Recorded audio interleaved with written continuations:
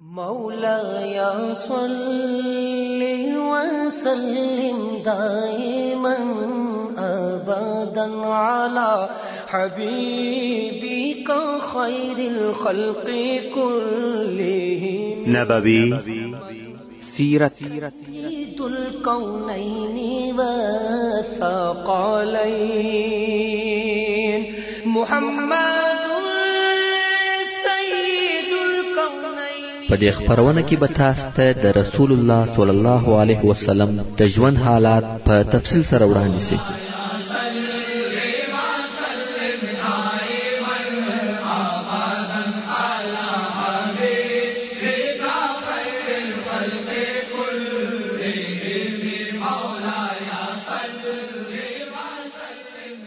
تعليم الإسلام. أعوذ بالله من الشيطان الرجيم. بسم الله الرحمن الرحيم. إن الحمد لله نحمده ونستعينه ونستغفره ونعوذ بالله من شرور أنفسنا ومن سيئات أعمالنا. من يهده الله فلا مضل له ومن يضلل فلن تجد له وليا مرشدا. اللهم أرنا الحق حقا وارزقنا اتباعه وأرنا الباطل باطلا وارزقنا اجتنابه. أما بعد ورونو پتیره کې موږ هغه پیښه او واقعه بیانول چې سعد ابن ابي وقاص رضی الله تعالی عنه د کفارو څخه یو سړی داسې وواهه چې ویني یې وروبهولې، او دا هغه اولی ویني دي چې په اسلام کې بهول سوي دي. او دا معلومه خبره ده که دا جنگونه اوږده سوي او تکرار سوي وای د مسلمانانو د بربادي او هلاکت سبب ګرځي. نو د عقل او حکمت کار داو چې دغه ټولنې په پټه او سری ډول سره وسی. اکثره اصحاب کرامو خپل اسلام پټاوه، عبادت، دعوت او ټولنې په پټه کوله، مګر رسول الله صلی الله علیه و آله وسلم پښکارا سره دعوت کاوه. خپل عبادت د مشرکانو په حضور او د هغو په مابین کې کاوه. هیڅ او هیڅ شی د دې کار څخه نسوای منع کولای، فقط د مسلمانانو سره یو ځای کېده او ټولنه په پټه. دا هم د دوی او د اسلام د مصلحت لپاره. نو د ارقم ابن ابي الارقم کور چې د صفا پر غونډي وو او د مشرکانو د سترګو او د مجلس د ځای څخه ګوشه او نهام وو. رسول الله صلی الله علیه و آله وسلم دغه کور د دعوت مرکز او د مسلمانانو د اجتماع، تعلیم او ټولنو ځای ګرځولې وو. ارقم ابن ابي الارقم چې نوم یې عبد مناف ابن اسد دی او قریش دی، لسم نفر دی چې مسلمان شوی دی. ورونو و مسلمانانو ته عذابونه او ازارونه ورکول د بعثت د څلورم کال په مابین یا په آخر کې شروع شو. خو په شروع کې دا عذابونه سپک او خفیف وو، مګر ورځ په ورځ او میاشت په میاشت سختېده او زیاتېده، ترڅو چې د بعثت د پنځم کال په نیمایي کې دونه ډیر شدید او ډیر سخت و چې تر تحمل او زغملو ووته. مسلمانان دې ته مجبور شول چې یو داسې حیله وسنجوي چې دغه دردناک عذابو څخه خلاص شي. په دغه سخت حالاتو کې سورة الكهف نازل شو چې په هغه کې د داسې سوالو جوابونه و چې مشرکانو د رسول الله صلی الله علیه و آله وسلم څخه کړي و. مګر په دې صورت کې درې قصې هم وي چې په هغه کې د الله جل جلاله د طرفه وخپل مؤمنو بندگانو ته واضحه اشاره وي. اول د اصحاب کهف په قصه کې دا لارښوونه وه که کم وخت څوک پر خپل دین وبیریږي نو د کفر او ظلم د ځای څخه هجرت وکړي. الله عز وجل د سورة الكهف په 14 نمبر آیات کې فرمایي وَإِذِ اعْتَزَلْتُمُوهُمْ وَمَا يَعْبُدُونَ إِلَّا اللَّهَ فَأْوُوا إِلَى الْكَهْفِ يَنشُرْ لَكُمْ رَبُّكُمْ مِنْ رَحْمَتِهِ وَيُهَيِّئْ لَكُمْ مِنْ أَمْرِكُمْ مِرْفَقًا. یعنی کله چې تاسو دغه مشرکانو څخه او د هغو د بوتانو څخه چې دوی عبادت کوي ګوشه او پر یوه طرف سواست، نو تاسې په هغه غار کې ځای ونیسئ. ستاسې رب به و تاسې ته خپل رحمت نشر کړي او ستاسې د کار جوړولو او گزارې کولو او خوشحالي اسباب به درته مهیا او اماده کړي. دا خبره اصحاب کهف په خپل مابین کې سره وکړه. ویل څرنګه چې موږ د مشرکانو د دین څخه جلا یو، نو په گزاره کولو کې هم باید د دوی څخه جلا سو، او څرنګه چې د دوی د باطلو معبودانو څخه جلا یو، نو باید د هر طرفه یې ورسره وشکو.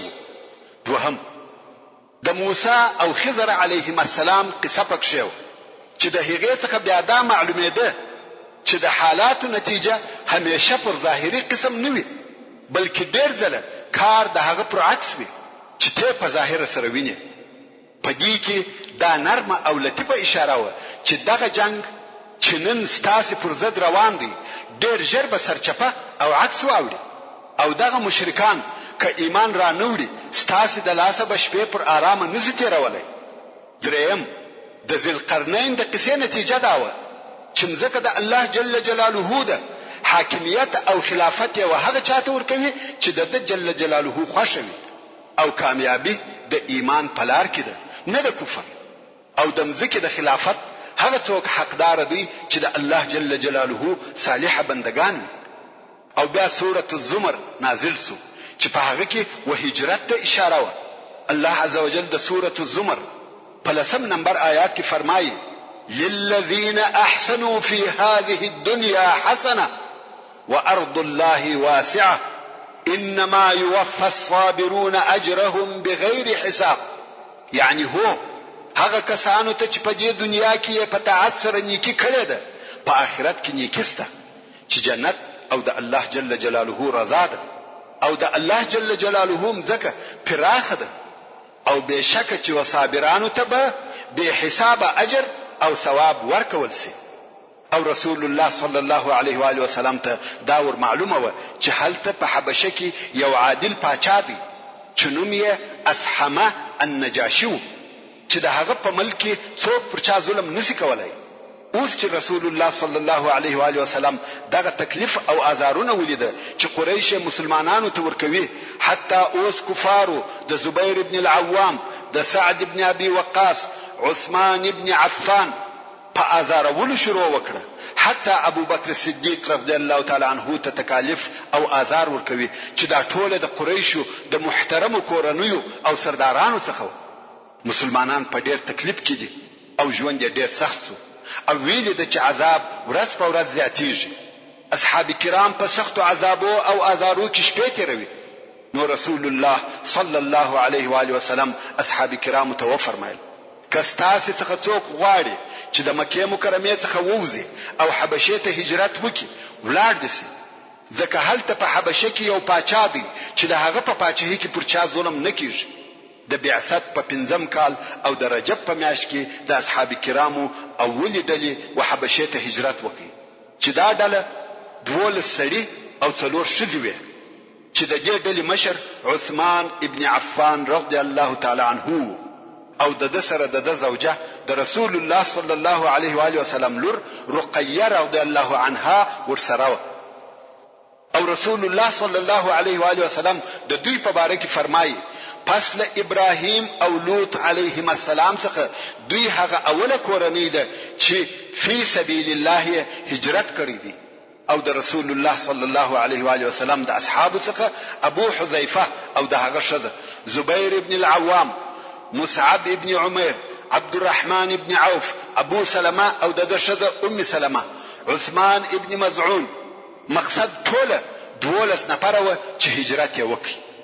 دغه خلقو د قریشو د بیري د شپې په تاریکه کې د مکې مکرمې د شار څخه ووته، څو و دریاب ته ورسېده او هلته په کشتۍ کې سپاره سوه، څو حبشې ته ورسېده. قریش چې د دوی په هجرت خبر سوه پسې ور ووته. قریش چې د دریاب غاړې ته ورسېده دوی تللي وه، او مسلمانانو هلته په حبشه کې د نجاشي په ښه همسایتوب کې په فارغه زړه د خپل رب عبادت کاوه.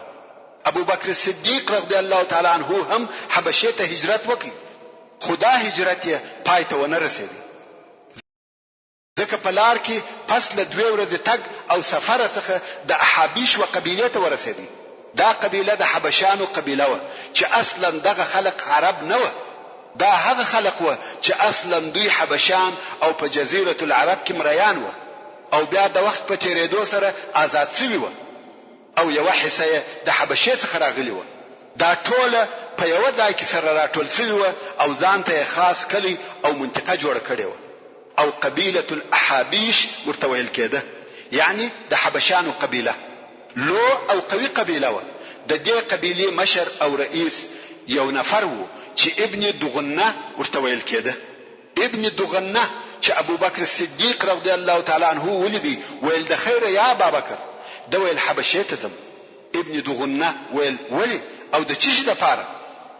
ابو بکر صدیق رضی الله تعالی عنه ویل هجرت کوم، قوم آزار او تکلیف را کوي. ابن دغنه ویل یا ستا په مثل سړی باید هجرت ته نسی مجبوره. ته د خپل قوم د سردارانو څخه یې، ته پر خپل قوم مهربانه یې، غریبانو ته ډوډۍ ورکوي، د ضعیف کومک کوي، د میلمه عزت کوي. دوی څنګه ته تکلیف او آزار درکوي؟ ته باید هجرت ونه کې. بیرته راځه چې دواړه مکه مکرمه ته ولاړ سو او زه تاته جوار او امان درکوم. ورو د جوار کلمه زموږ په وروسته بیان کې ډېر ذکر کیږي. د پاره د دې چې ووینکو او اوریدونکو ته دغه کلمې د معنا په سبب مشکلات نسی پیښ، نو به اوس دغه لفظ مفصله ترجمه وکړو او بیا یې وراګرځولو ته ضرورت نشته. تاسو یې هم ښه په یاد ولرئ. په عربو کې د ژوند طریقه د ځنګله قانون وو چې هر زورور به کمزوره خوړی، بې قومه او بې قبیله نفر هلته ژوند نسوای کولای. هر چا به د خپل قبیله په مابین کې ژوند کاوه. که څه هم یوې قبیله په خپل مابین کې داخلي اختلافات درلوده، خو نورو د باندنوي قبیلو ته په اتفاق و. کچيري د نورو ځایو څخه یو څوک راغلی وای، هغه چا په عربو کې انفرادي ژوند نسوای کولای ترڅو چې یوې قبیله وهغه ته جوار او امان نه وای ورکړي، یعنی د هغه ساتنه پر ذمہ نه وای اخیسته. نو به یوې قبیله په ښکارا او واضح ډول اعلان وکړي چې دغه نفر زموږ په جوار او ساتنه کې دی، بیا نو نورو قبیلو تعرض نه پرکاوه. دا یو قسم جوار او بل قسم بیا داسې وو چې یو نفر به په خپل قبیله کې بیکسه وو، ورونه یا اولادونه به نه درلوده، نو د خپل قبیله څخه په امان نسوای پاتې کېدلای. نو به په دغه خپل قبیله کې د یو قوي نفر څخه جوار وغوښتي او هغه کبه د غوښتنه قبول کړه، نو به په قبیله کې اعلان وکړي چې فلانی زما په جوار کې دی. بیا به پر دغه ضعیف سړي چا تجاوز نه کاوه، ځکه داسې به وګرځېدی لکه د هغه قوي سړي د کورنۍ غړي. نو خلک به یا د څخه بیریدل یا به د هغه مراعات کاوه. هغه ضعیف به د هغه قوي په سایه کې په امان ژوند کاوه او دغه ساتنې ته جوار ویل کېده چې موږ په خپل ژبه کې دغه جوار پر ځای پناه استعمالوو، وایو پناه یې ورکړه. نو ابن دغنه و حضرت ابو بکر صدیق رضی الله تعالی عنہ ته ویل راځه بیرته مکه مکرمه ته ځو او زه تاته جوار درکوم. دوی دواړه مکه مکرمه ته راغله او ابن دغنه د کعبه شریف سره ودرېدی او د قریشو په مابین کې په لوړ आवाज نارې کړه، ابو بکر زما په جوار کې دی، که څوک آزار او تکلیف ورکي هغه د حبشانو د قبیله څخه پر آرامه نسی پاتې کېدلی. دا خبر وټول قریشو ته ورسېدی او حضرت ابو بکر صدیق رضی الله تعالی عنہ د ابن دغنه په ساتنه او جوار کې سو څوک کار نه پلوي. ابو بکر صدیق رضی الله تعالی عنہ د خپل کور سره یو ځای جوړ کړی وو، هلته المنځ کاوه او قران مجید به وایي، حتی د کعبه شریف سره به قران کریم وایي. پر قریشو دا کار ډیر تکلیف سو او ډیر په عذاب سو، خو منع کولای هم نسی ځکه دی د ابن دغنه په جوار کې دی او د قران مجید ویل او اوریدل هم نسی زغملای. نو څو نفر قریش و ابن دغنه ته ورغله ویل تا ابو بکر ته جوار او امان ورکی مشت څه ونه ویل، مگر دا چې دی د کعبه سره ناست وي او زموږ خدایانو تشکنزل او بدویل کوي پر دې صبر نسو کولای. ابن دغنه چې هم کافر او مشرک وو و ابو بکر صدیق رضی الله تعالی عنہ ته ورغلی ویل ما ته جوار او پناه د دې لپاره درکړه چې د قریشو د آزار څخه دی وساتم، نه د دې لپاره چې ته دوی او د دوی خدایانو ته بد وای. ابو بکر رضی الله تعالی عنہ ویل ما نشکنزل او نه بد ویل کړی دي، زه فقط قران وایم. ابن دغنه ویل یا زما په جوار کې چې قران بنوای. حضرت ابو بکر صدیق رضی الله تعالی عنہ ورته ویل ما ستا جوار برته وتا ته درت کړی دي او زه خوشم چې د نور مسلمانانو په مثل په تکلیف او آزار کې يم نستا په جوار کې. ابن دغنه برته خپل قبيله ته ولاړی او ابو بکر رضی الله تعالی عنہ په مکه مکرمه کې بیل جوار پاتس. دا د ابو بکر صدیق رضی الله تعالی عنہ د نه هجرت کولو سبب کنه دی رضی الله تعالی عنہ هم په شروع کې د هجرت د پاره رهیسو. په دغه وختو کې چې رسول الله صلی الله علیه و آله وسلم او دغه اصحابو ته تکلیف او آزار ورکول کېدی، نو د مسلمانانو هجرت وحبشه ته زیاتېدی. د مسلمانانو ډېر نفر وحبشه ته تل او د نجاشي په پاچاهي کې ژوند کاوه. ترڅو چې دغه کوچنی واقعه پیښ شوه او په حبشه کې د مهاجرینو پر ژوند تاثیر وکړي. هغه دا چې په مکه مکرمه کې د سوره النجم آخري آیاتونه پر رسول الله صلی الله علیه و آله وسلم نازل شو. نو دغه د بعثت د 5م کال د روزې په میاشت کې رسول الله صلی الله علیه و آله وسلم و حرم شریف ته راووتی او هلته د قریشو ډیره لو ډله ناسته و چې په دوی کې د قریشو مشران او سرداران هم و او رسول الله صلی الله علیه و آله وسلم ورته ودرېدی او د سوره النجم په ویلو شروع وکړ. کفارو چې کلام الله تر دغه د مخه په صحیح شکل نو اوریدلی، ځکه د دوی پرله پسې کوشش داو چې څوک قران و نوري او همیشه به ځینو نور ته ویل چې قران ما اوري، بلکې د محمد صلی الله علیه و آله وسلم د قران ویلو په وخت کې غالمغال شور ماشور جوړوي چې نه تاسو واوري او نه بل څوک واوري. لکه څنګه چې الله عز وجل د سوره حامیم السجده یا فصلت په 16 نمبر آیات کې فرمایي وقال الذين كفروا لا تسمعوا لهذا القرآن والغوا فيه لعلكم تغلبون.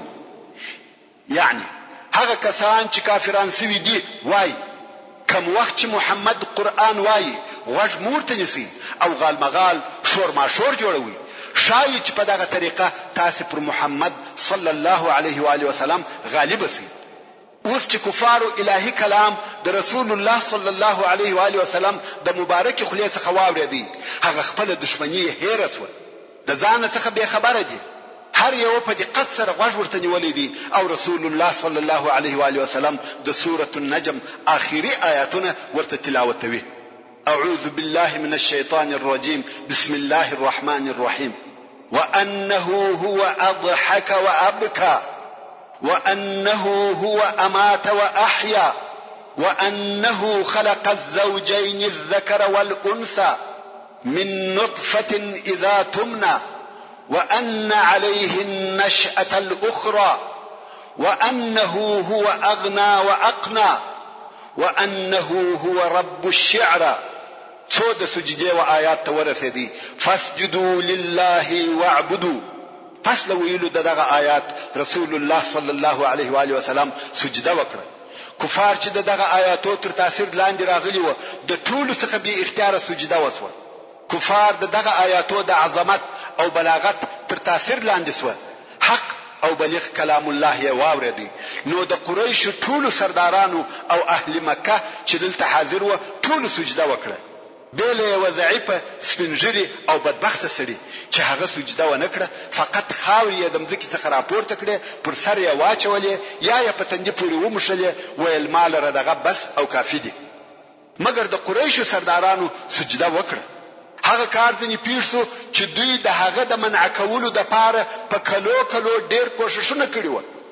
کوم وخت چې قریش ولید چې د محمد صلی الله علیه و آله وسلم خبري دونه تاثیر لري چې حتی دوی هم د هغه تر تاثیر لاندې راغله او خبره تر دې ځای ورسېده چې دوی هم سجده وکړه.